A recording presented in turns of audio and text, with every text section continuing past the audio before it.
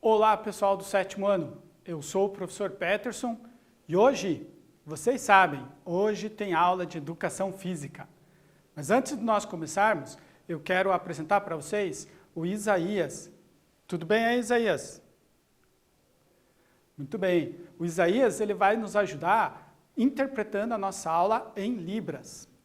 Não esquecendo ainda dos nossos recados. Se você está assistindo essas aulas pela TV, não esqueça de copiar os exercícios no seu caderno e mandar e combinar lá com a sua escola para entregá-los lá. Já, se você está acessando o Google Classroom, o registro de frequência mudou. Agora, você só tem que clicar na atividade obrigatória, realizar a atividade e pronto, você já garantiu a sua frequência, a sua presença nessa aula.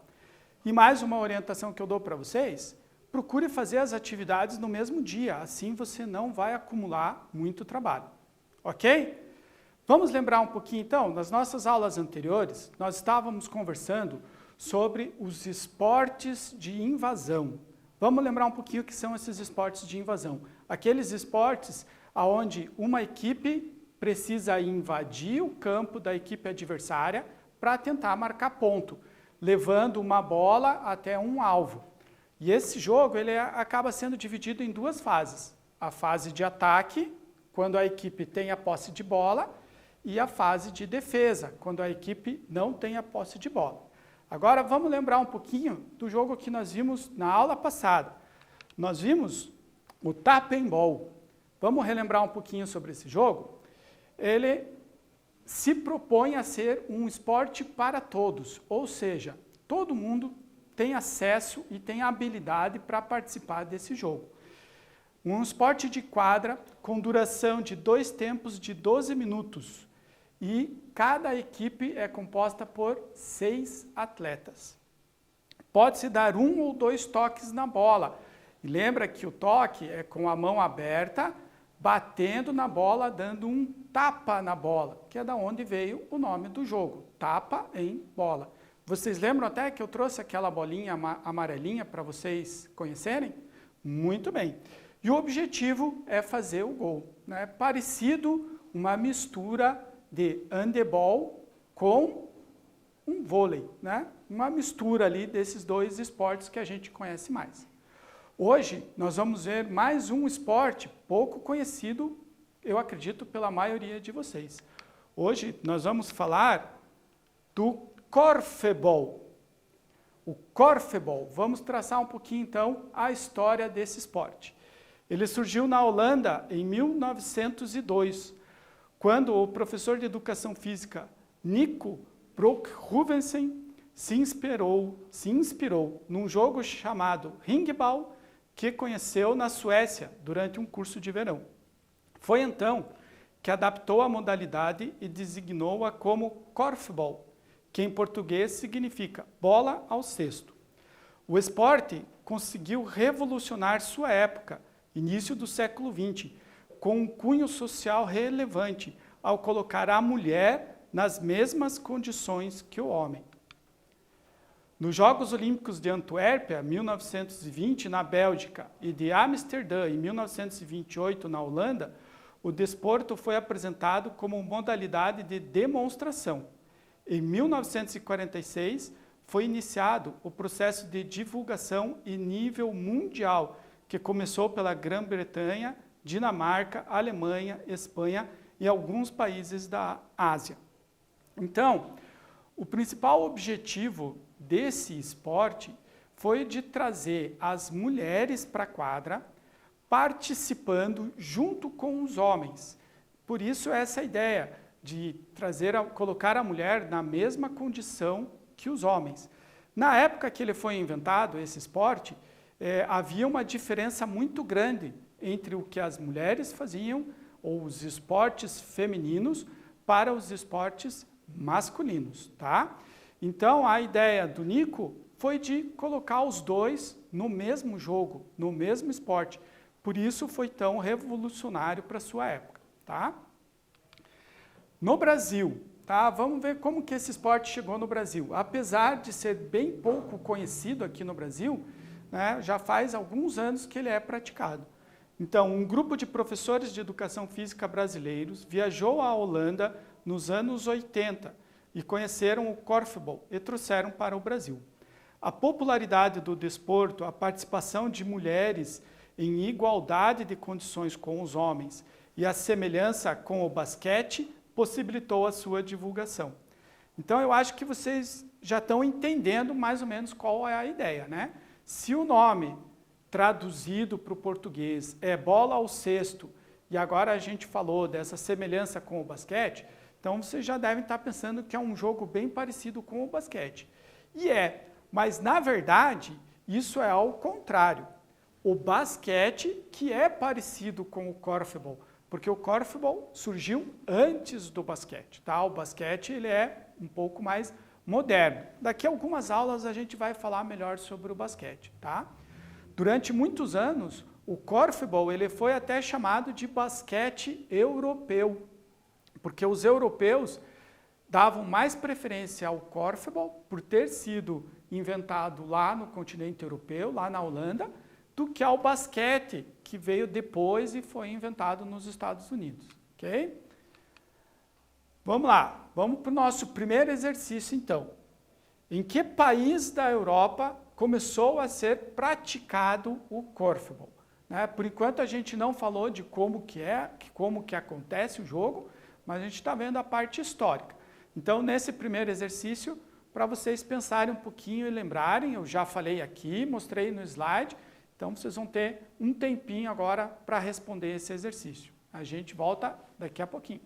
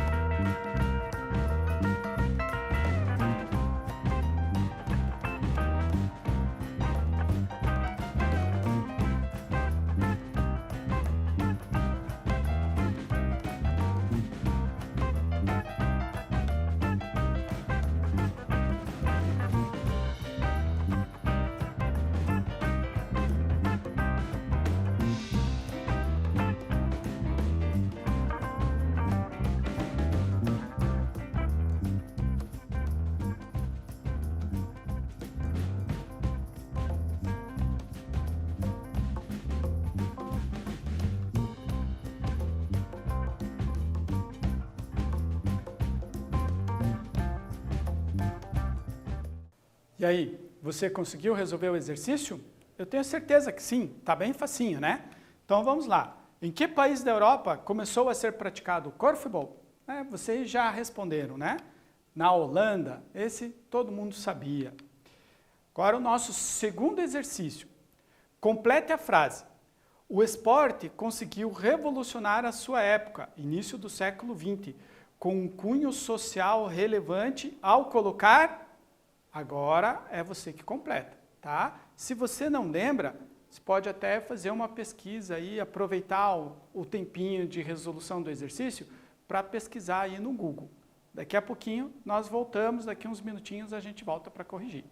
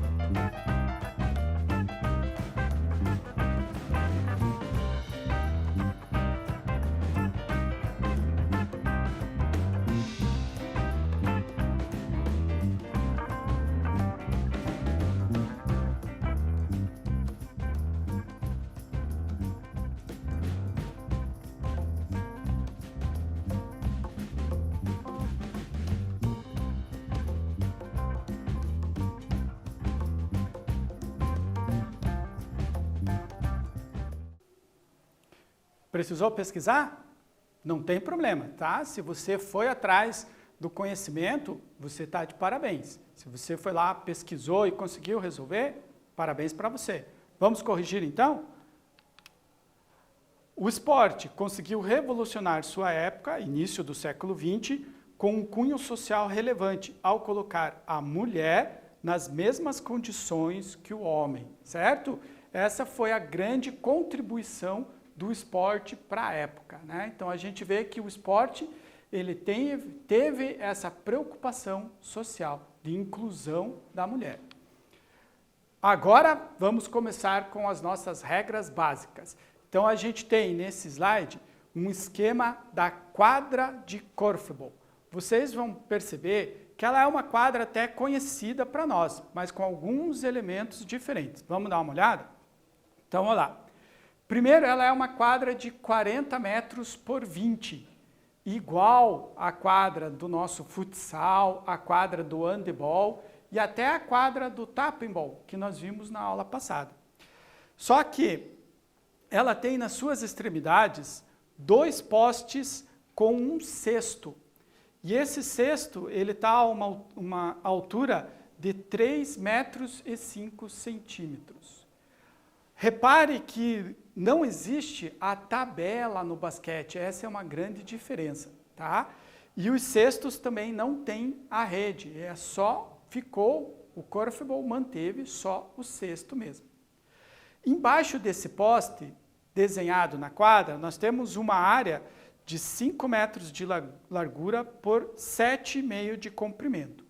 Se alguma falta acontecer nessa área, o jogador tem um arremesso da marca do pênalti, essa marquinha branca que vocês estão vendo ali no centro dessa área, tá? E a quadra ainda é dividida ao meio. Muito importante esse fato da quadra ser dividida ao meio. Vocês vão ver que essa linha faz toda a diferença no jogo. Então, essa é a quadra do Korfball. Vocês viram que não é uma quadra muito diferente das que nós conhecemos. Maior do que a quadra do basquete, no tamanho da nossa quadra de handebol.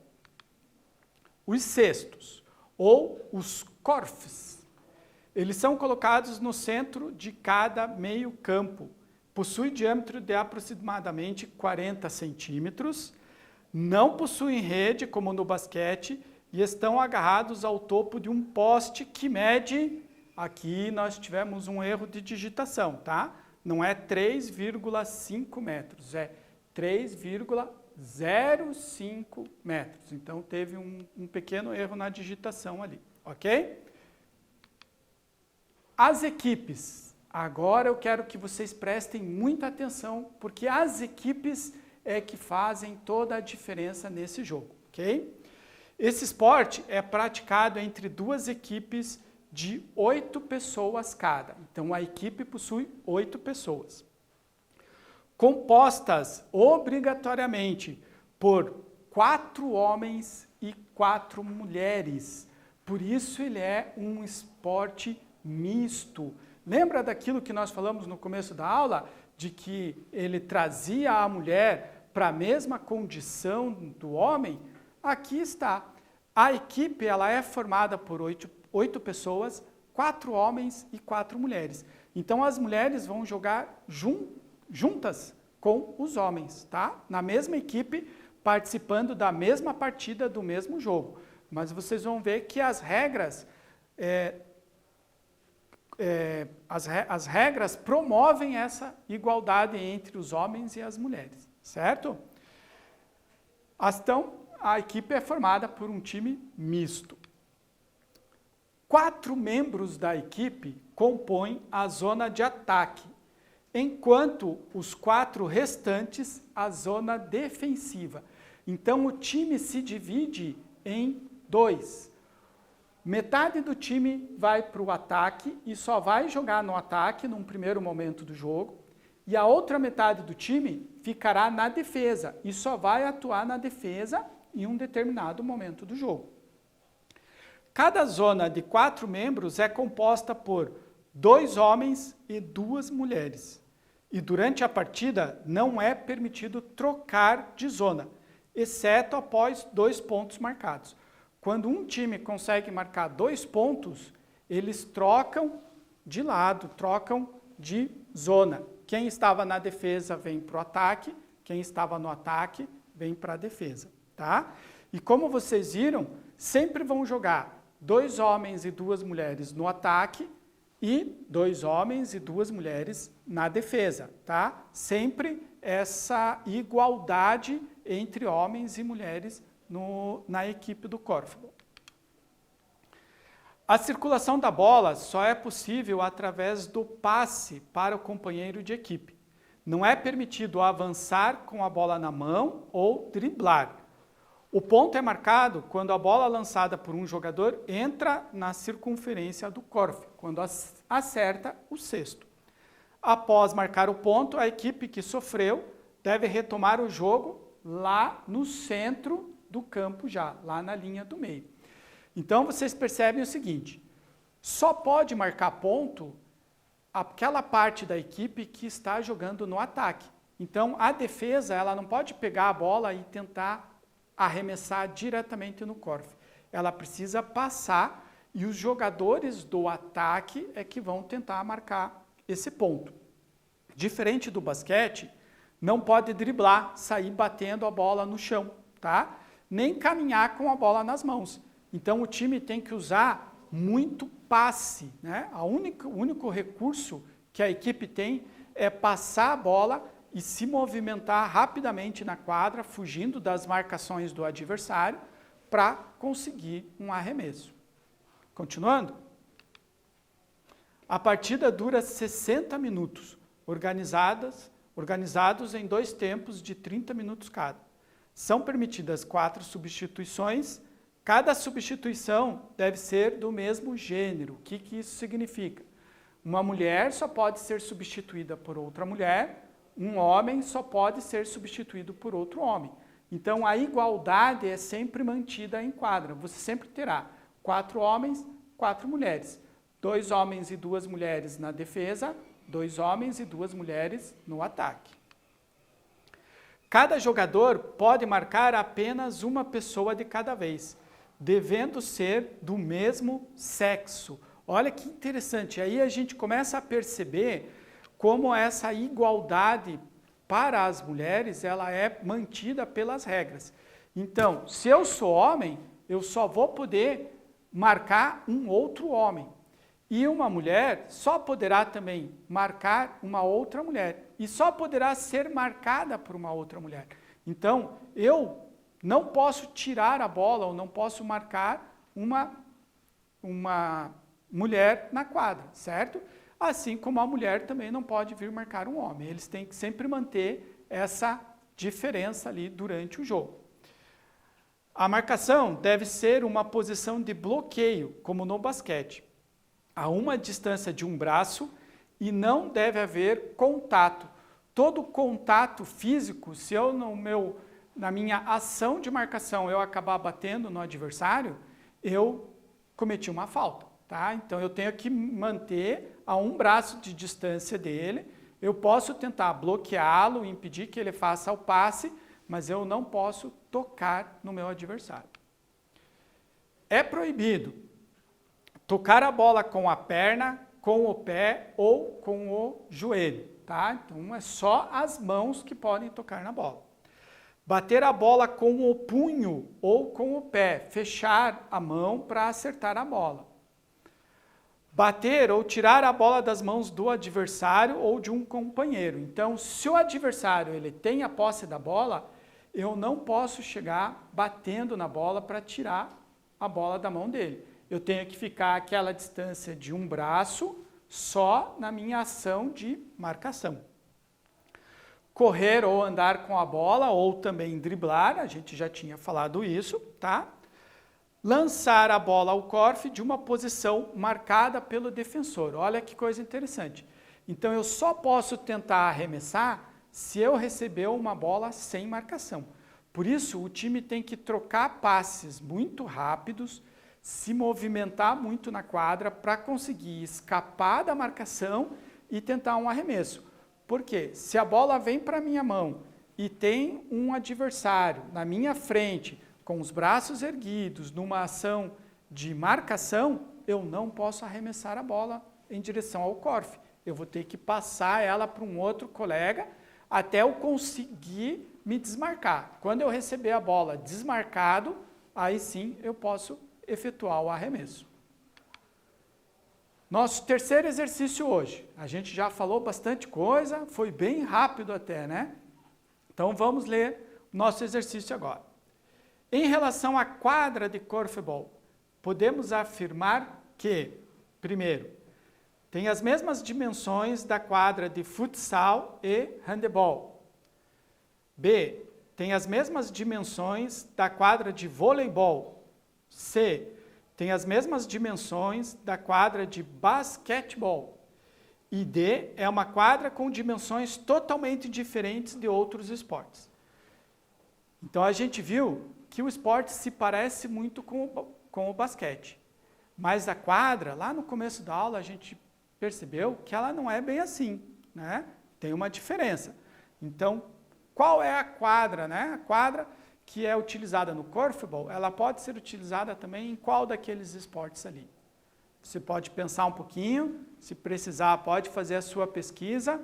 Daqui uns minutos a gente volta para ver a resposta.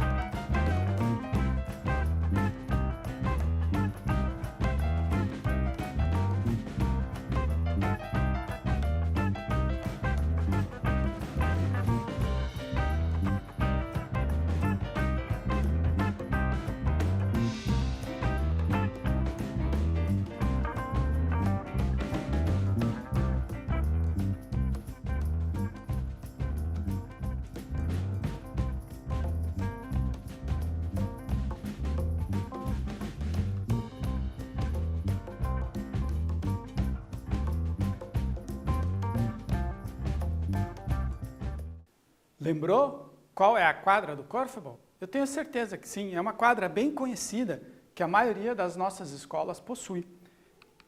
Ela tem as mesmas dimensões da quadra de futsal e da quadra de handebol. Por isso é um esporte que pode ser praticado na maioria das nossas escolas. Exercício 4 agora. Sobre as proibições no jogo de Korfball, assinale a alternativa incorreta. Atenção, alternativa incorreta. Não é permitido bater ou tirar a bola das mãos do adversário ou de um companheiro de equipe. Não é permitido correr ou andar com a bola ou driblar. É permitido lançar a bola no Korf, exceto... Opa, aqui a gente também teve um pequeno erro aqui de digitação. Nós vamos tirar aquele não dessa alternativa C ali, tá? Então vai ficar assim, é permitido lançar a bola no Korf, exceto quando há marcação do adversário, tá? Vamos cortar aquele não dali. E o D é permitido bater a bola com o punho ou com o pé. Então, de novo, eu quero que vocês deem uma pensada aí, tá? E nós voltamos daqui uns minutos para corrigir.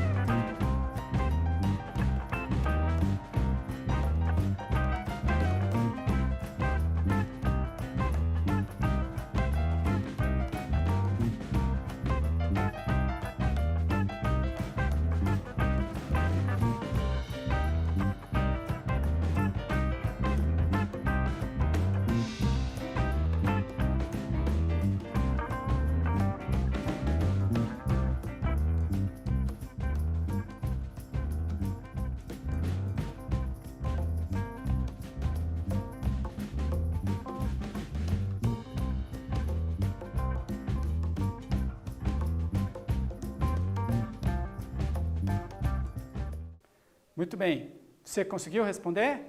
Então vamos para a resposta? É a alternativa D, que diz é permitido bater a bola com o punho ou com o pé. Então essa é a alternativa que está incorreta. É proibido bater a bola com o punho ou com o pé. Ok? Nós vamos agora para o nosso revisando. Então a gente vai lembrar um pouquinho do que nós vimos na aula de hoje.